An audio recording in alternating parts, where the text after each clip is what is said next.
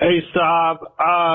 I've got a question. My sister recently started going through therapy, and she's doing much better. She was very depressed, about to get a divorce before, and ever since going through therapy, she seems to be in much better spirits. But the problem is she's being an absolute B-word to everyone else.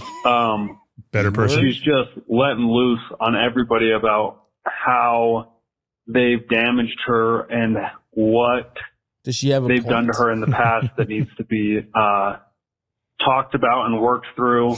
But for her, working through it is just putting blame and taking it on herself.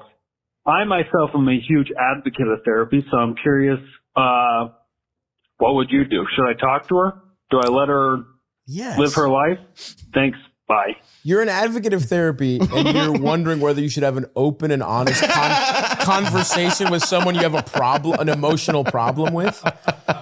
Yeah, he has a Tony Soprano approach to it. Yeah. I go to therapy to be absolved of my sins by a fuckable woman. Or do I just, go to the fridge and get some cured meats and have a heart condition? What the fuck is your problem? Oh. I don't understand this part at all. Or do I just fall down in the pool again? It's the fucking 4th of July! Stop talking about your trauma! We don't get fucking brioche buns in this house on 4th of July. We're soldiers. He would agree with the last guy. I think he would We're soldiers. He joined the fucking army. Yeah, absolutely. You joined the army. Paulie would Paulie recruited him to join the army. But this issue could go either way, I think, because yes, therapy, I feel like for the most part is super beneficial to like most of the people who do it, but it can also give terminology to people who are pieces of shit and give them more weapons to use against their loved ones. True. Yeah, that does happen for sure. My question to you though is, because here's the thing, if this is your sister and she's being a B word to everyone, first of all, you're a bitch for not saying it. But second of all, my question is, are you too close to this, right? Yeah. Is she onto something and you're not ready to confront what she's stirring up? Because I'll be honest, I went to therapy and it really fucked my whole family up. Oh. Right? In a good way, in an ultimately good way. I went into therapy and most of my family followed suit. One person didn't, and surprise, surprise, that's the person who has a problem with everybody going to therapy, right? It's everyone goes to therapy, realizes the fucked up shit somebody does. Some people don't want to be called on that. Yeah. And then they're like, why are you bringing this up? You're ruining the family. And it's like, is she ruining the family if she's calling out someone for being abusive? Now, is it that serious, or is it she just has a personal problem and she has the therapy language? We don't know. You have to be honest with yourself and think, does she have a point? Does she not? Because you just might be too close to this. And she might be stirring shit up. I'll be honest, it fucked my family up for a while, dude. It fucked your family up in the way that surgery fucks up the part of your body that you're operated on. Yeah, exactly. So there's good injuries and there's bad injuries. That's a great way to put it. It's a trauma. Surgery is a necessary trauma that your body then recovers from. Yes. Bringing up fucked up shit that was kind of, the reason all of us were depressed or had anger problems or whatever, that was not easy. And, my relationship with a lot, honestly, I didn't talk to everyone in my family for a couple years. And then slowly we started getting back into it. I was able to have difficult conversations that were, I was just not able to before. And different people were accepting at different levels at different times. And my question to you is, again, do you think she's onto something? Are you just viscerally against this because she's stirring the pot in a way that's deserved but annoying?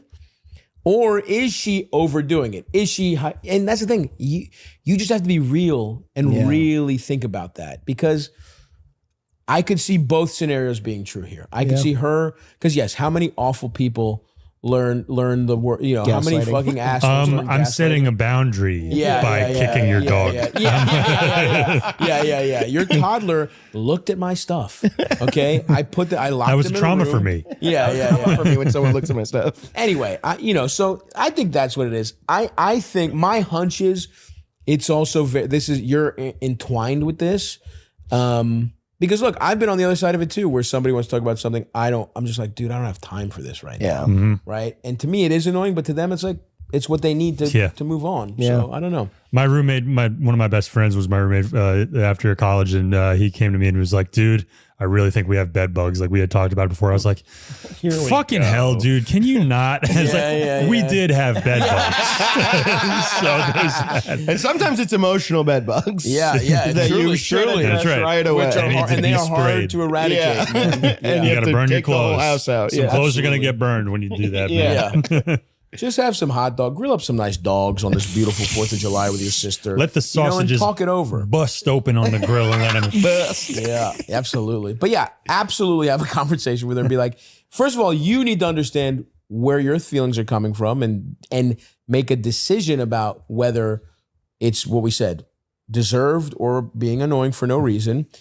And when you come to that conclusion, you could be like, if it's deserved, you It could might be be like, an 80-20 mix. Absolutely. You could be like, hey, you're onto something, but she might legitimately not be going about it in a constructive way. You could, so then There's if that that's too. the case, you could be like, hey, I agree with you, whatever. Grandma was a cunt or whatever, whatever your family issue is, you could be like, you don't want to invalidate how she's feeling, but you could be like, I do think you could go about this in a way that's a little more constructive, a little more helpful for everybody.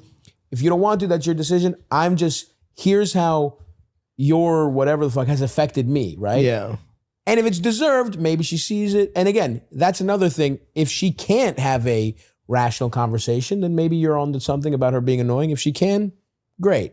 And look, it might take a while. She might not accept it immediately, but then have to think about it. That's happened a couple times to me where I've had some harsh conversations or some annoying conversations.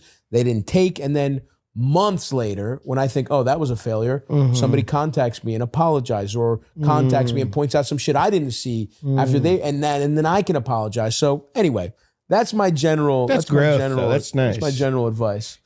But yeah, you seem a little too annoyed that your sister's in therapy. But also, we all know the person who makes the thing they get into their whole personality. Yeah. This could just be like, when someone gets into Pilates or they get into fucking eating vegan, it's like therapy can be like that sometimes. Yeah. So people become big therapy people. I feel like when I did therapy, I definitely got in the swing of like, not cutting people out of my life, but it's like, oh, I'm not even acknowledging this. I'm gonna fucking, just really focus on me in a way where like I just stopped talking to people. Abandon my whole time. family. Yeah. Kind of. But I think that's part of it, to be completely honest with you. Yeah. I do think there's a part of it where you have to process the way, especially if you're dealing with family stuff. Yeah. You kind of have to be like, I need a control couple of years where I'm Separate not from them yeah. for a little Yeah. bit. if the shit's fucked up. If it's just, I don't think that extreme measure is, not everybody needs to do that, but Yeah. sometimes people need to do that. And yes, I think when I first started, I probably was one of those people that thought therapy could fucking solve everything.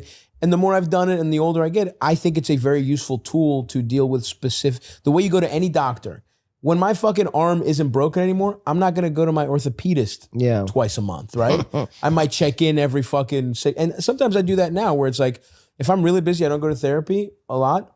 And even when I do, sometimes I just check in once a month. Or it's like, I think there's a way to do it where it's like when you need it, and particularly when you're trying to deal with something specific like family trauma, like a personality trait above your own you don't like, whatever. There's ways to do it, but yeah, I don't know that you necessarily have to be in therapy for perpetuity forever either. Yeah, a good therapist should give you the tools to then go out and do it yourself, where you Right. can process things and go, well, how do I deal with my mom who's this or whatever? Yeah, exactly. And if you need to check in, if you have a flare up or whatever the fuck, great. You need to come back and see me every day. Yeah. You're not equipped for the outside world. Continue our 4-hour twice daily sessions and you'll be okay. Oh, my evil therapist. As long as you continue to pay full price and add a tip. Yeah, You'll be fine. Imagine a therapist They hitting you turn with around the fucking iPad for turnaround you. that stuff. 15%.